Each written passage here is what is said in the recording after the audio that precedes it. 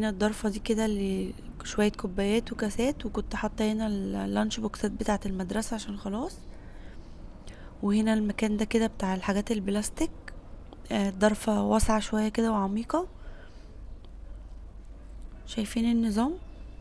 وحطيت هنا بقى في الجنب ده فوق كده خالص التوابل اللي هي يعني ما بستعملهاش كتير، والخلاط بقى والكبة الصغيرة والمطحنة والحاجات دي. وفوق حطيت المبشرة والحاجات اللي يعني مش بستخدمها دايما. هنا بقى بصوا، شايفين المطبخ باين ان هو شكله نضيف بس هو لأ. شايفين الدهون؟ المكان ده طبعا مليان دهون عشان ورا البوتاجاز على طول. وهنا ده الشفاط هيتعمل برضو معاكم هنا في الفيديو. والسخان كمان كان عليه شوية دهون كده مش كتير قوي يعني. وبس باقي بقى الذرة الخشب من بره برضو هعملها معاكم. انا هنا كده كنت قصة المفارش وبحاول اجرب يعني الجوانب دي، بشوف كده احط فيها ولا لا. كان عندي كمان فاضل هنا اللي انا كنت قايله لكم ان فاضل الذرة الخشب والشفاط. وانضف تحت الحوض كده وهعمل كمان التربو.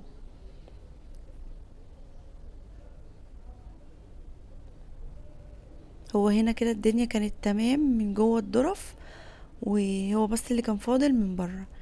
بصوا هنا بقى انا كنت حاطه الورق الفويل التقيل ده من شهر 5 يعني من ساعة رمضان.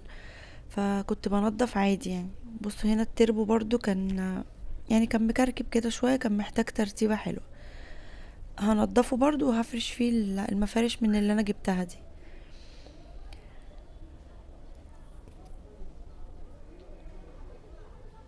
بصوا بقى انا نزلت جبت كده شوية حاجات للدهون يعني عشان تسهل عليا. شايفين؟ بصوا المطبخ يبان ان هو نضيف بس اهي دهون اهي. هي مش كتيرة قوي يعني بس مضايقاني، انا مش متعودة على كده بصراحة. فرحت جبت بقى اللي هو ده، جبت ده الاول رش العملاق عشان اكمل بقية الشقة، عشان لو في نمل بقى يبقى كده انا ايه قضيت عليه خالص. جبت كمان دي، ما كانش عندي خل فجبتها. قلت لما اجي انقع يعني عيون البوتاجاز او كده هجرب الخل مع الكربونات قبل ما اجرب الحاجات دي، عشان العيون برضو بتبقى ايه يعني ممكن تبوظ او حاجة. فده كده هو رش النمل ده ب25. دي تاني ازازة هجيبها. وجبت ده اللي هو الفريدة ده بتاع الدهون، ده تقريبا كان ب35 اه. هو ده حلو ومفهوش ريحة، يعني ريحته مش صعبة قوي، فعشان كده انا جبته.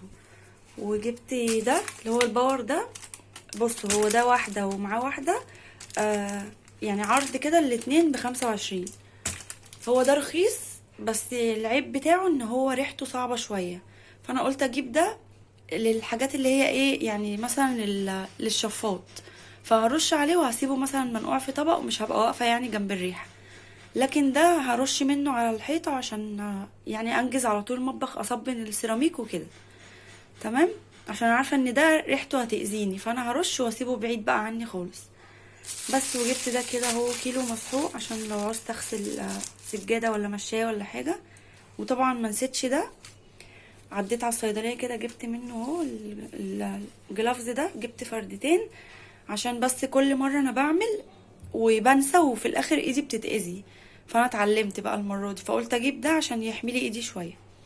بس كده هلبس الجلافز ويلا بينا نبتدي الشغل. هنا بقى كنت اول حاجة ابتديت بيها قلت ان انا هفك الشفاط من بره من الوش يعني بتاعه. بصوا انا كل مرة كنت بفك بس اللي هي الشبكة دي والمروحة بتاعته. فلقيت الحتة، ايوه هي دي اللي في ايدي دي، لقيتها بتتفك معايا. فيعني رحت قلت يلا هفكها بدل ما انا بفضل متعلقة فوق كده بحاول انضف فيها. فالحمد لله يعني اتفكت بسهولة. هي بتبقى فيها حاجة كده زي كليبس كده من الجنب يعني عايز حد شاطر كده يفكه. خلاص. فجبت هنا بقى كده عندي الطبق البلاستيك الكبير ده. قلت عشان مش كل مرة بقى احط على الرخامة والدهون بتنزل يعني فببهدل الحوض وكده. فقلت احط احسن هنا كده عندي في الطبق. وبعد كده جبت اللي هو الباور زي ما قلت لكم مش هستخدم الفريدة، خلي الفريدة للحيطة بتاعة المطبخ. فيعني الباور ده اقوى شوية، بس هو ريحته انا عايزة اقول لكم ريحته صعبة جدا. يعني بصوا انا هنا اهو غيرت المكان. انا كنت برش الاول في المطبخ وما تحملتش الريحة بصراحة، وحتى لبست كمامة، فريحته صعبة جدا يعني. فخرجت كملت بقى بره كده قدام باب الشقة. هو ده اول حاجة كده بدأت بيه، وقلت عبال ما اخلص يكون ايه الدهون فكت من عليه شوية. سبته بقى بره بالدهون بالريحة اللي فيه، ورحت داخلة على المطبخ على طول. آه جبت بقى الفريدة ده، ورشيت بقى على الشباك الألموتال وعلى بقية الجزء بتاع الشفاط اللي فوق، وهنا حوالين الفيش بتاعة الماتور وعلى الخشب. وخفت بصراحة احط منه على البوتاجاز، هو مش بيعمل حاجة، بس يعني ما ينفعش نرشه ونسيبه. هنا بقى رشيت بصوا اهو على الظرف الخشب واللي هي المقابض دي. بصوا هنا بقى، وسبته 10 دقايق. وعايزة اقول لكم شايفين المنظر ده ما كانش باين في الاول، ده شكل الدهون لما ساحت. شايفين قد ايه؟ انا يعني بصوا معجبة قوي بصراحة بالفريدة ده. انا ما كنتش محتاجة دعك ولا تعبت خالص، هتشوفوا دلوقتي. انا في جزء كده في حتة مش مسرعة يعني فيها هنا اهو، بس جبت شوية صابون وسلكة. بصوا على الحتة اللي انا بعمل فيها دي، وبصوا انا يعني ايدي خفيفة ازاي على الحيطة. انا مش بدعك يعني، فاهميني؟ مش بعمل مجهود، انا بمشي بس ايدي كده بالصابون. هتشوفوا هنا اكتر اهو، بصوا لمسة بس كده ونضف. دي الحتة دي اللي هي اللي عند ماسورة الغاز، اكتر حاجة بقى بيبقى فيها الدهون عشان جنب البوتاجاز على طول. انا يعني بصوا انبهرت كده بشكل السيراميك لما نضف كده وبقى فيه لمعة، وكنت بمشي ايدي عليه بلاقيه ناعم، مش زي الاول كنت بحط ايدي على الحيطة الاقيها ملزقة كده. فحلو بصراحة، عجبني قوي يعني. بصوا اهو شايفين انا هنا بس يعني كده مجرد ما مشيت السلكة لسه ولا شطفت ولا عملت اي حاجة، والحيطة لسه فيها الصابون. وبصوا اللمعة، شايفين الفرق بين هنا وهنا؟ هنا الناحية دي كمان برضو لسه، انا بس كنت بوريكم هنا الفرق بين دي ودي. المهم بقى انا ايه يعني في الفيديو عمالة اقول لكم جبت الجلافز ومش هنسى البسه. في الاخر اندمجت بقى وعمالة اشتغل، وما حسيتش الا لما ايدي بدأت تحرقني. فبصوا هتلاقوني هنا اهو لبسته. وقفت الكاميرا يعني ولبسته بعد ما ايدي وجعتني. يلا الحمد لله. المهم بقى هنا ايه، يعني عمري ما كنت بعرف اوصل للمكان ده، عشان انا عندي هنا شباك ألموتال وفي ظهره اللي هو ستيل كده، فصعب قوي ان هو يتنضف. فقلت اجرب كده بالسكينة. بصوا هي بتبقى زي دهون كده بتراب، يعني بتتفرك كده بصوا بالسكينة، وبتقع بقى ورا ايه على الشارع، فاهمين؟ حاولت اعمل فيها كده على قد ما اقدر، عشان ده المكان ده مش هعرف اوصل له خالص، بس قلت اسلك الدنيا كده شوية عشان الشفاط يشتغل يعني يهوي الدنيا كويس، ما يبقاش في حاجة سداه.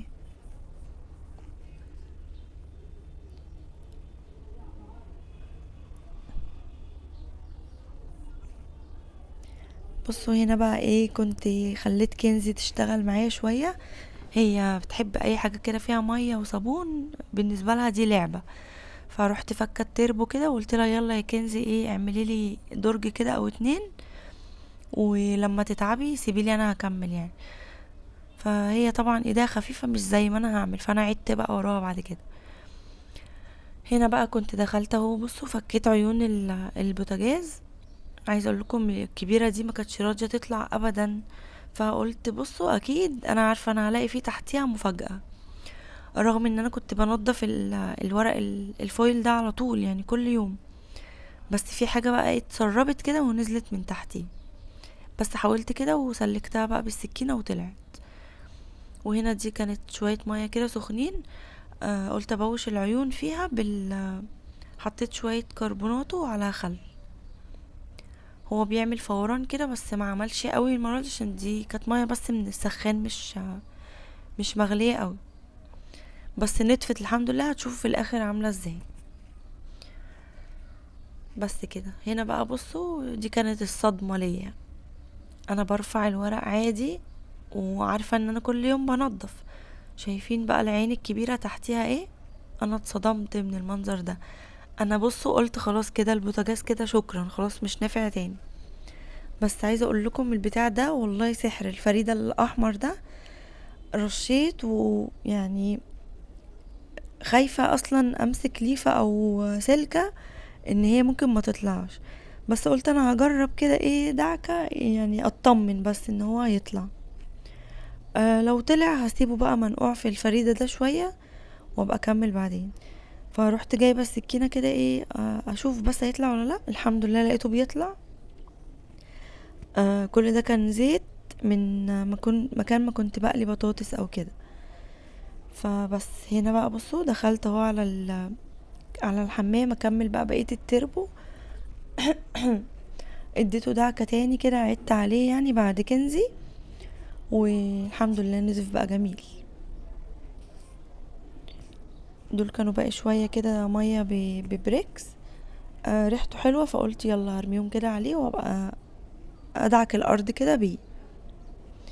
خلاص بقى خدته وشطفته. هنا دخلته البلكونة، اليوم ده كان فيه شوية شمس كده حلوين، فقلت ادخله كده يتشمس وينشف. وورا اهو شايفين ورا التربو الشفاط. وعايزه اقول لكم انا بقيت اي حاجه قدامي تخص المطبخ بقيت احطها في الطبق وارش عليها. يعني خدت الشبكه بتاعه الفرن واللي هو الصاج والشوايه. بصوا بقى هنا البوتاجاز شايفين. مرضتش اطول بقى عليكم الفيديو، مسكته بقى كده بالسلك وفضلت ادعك فيه والحمد لله طلع بكل سهوله. وهنا برضو عملت زي ما قلت لكم شلت الشبكه والصاج اللي جوه، وعملت برضو الفرن والازاز بتاعه. هنا بعد العيون ما اتنقعت شويه شايفين دعكتها كده بسلكه وفرشت كده حته قماشه وحطيت بقى كل الحاجات ايه تتصفى. العيون بقى اهي الشبكه. وبصوا الشفاط، بصوا الحاجات الستانلس دي. عايزه اقول لكم الشفاط رجع جديد. الحوامل برضو خدتها في طريقي شايفين. جربوا الفريدة ده هيعجبكم قوي في لو انتوا عندكم دهون يعني في حاجة كده.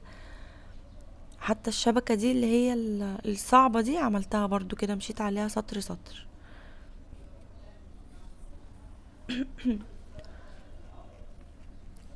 وده اللي هو الوش برضو بتاع الشفاط اهو غسلته كده من الوش ومن الظهر.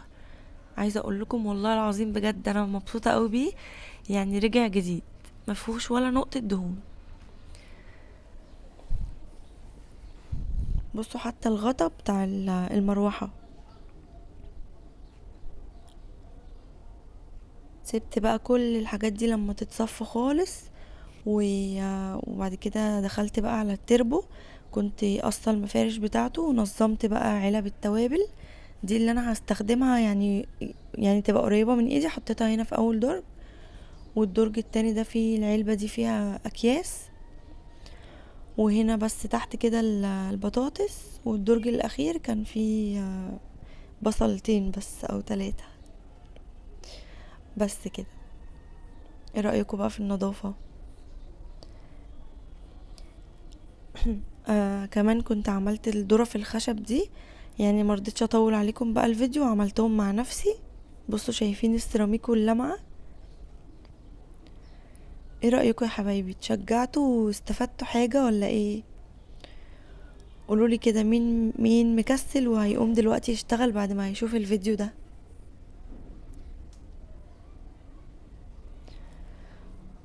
هنا كمان برضو عملت الحتة اللي تحت الحوض دي، كنت شلت بقى المنظفات دي كلها ومشيت بقى على السيراميك ده. هو كان نضيف يعني، هو ده المكان اللي متداري ما فيهوش دهون ولا حاجه، بس عملته برضو. وده كان الدرج اللي بحط فيه المعالق، غسلتها برضو واحده واحده وسبتها تتصفى وحطيتها في الدرج. بس يا حبايبي هنا ده بعد ما مسحت بقى المطبخ كله وفرشت شايفين، ورحت منوره الليد ده. وكان عندي الستيكر ده بقاله كذا شهر ما كنتش حطاه، فحطيته هنا كده بسلوتيب، ما شلتش اللزق نفسه بتاعه عشان بيلزق يعني بيضايق بعد كده لما تيجي تشيليه. بصوا عايزه اقول لكم كل حته في المطبخ خلاص كده بقت فله ونضيفه، شايفين؟ وفضيت على نفسي بقى الرخامه خالص هنا، ما حطيتش بقى اي حاجه خالص ولا توابل ولا اي حاجه، عشان لما اجي اعمل اكل تبقى الدنيا سهله عليا كده في التنظيف وفي تحضير الاكل يعني. بس يا حبايبي ده كان الفيديو بتاعي النهارده، يا رب يكون عجبكم وتكونوا استفدتوا منه لو بأي حاجة بسيطة، وتتشجعوا كده منه، واستنوا الفيديوهات اللي جاية. ويلا يا حبايب قلبي، باي باي.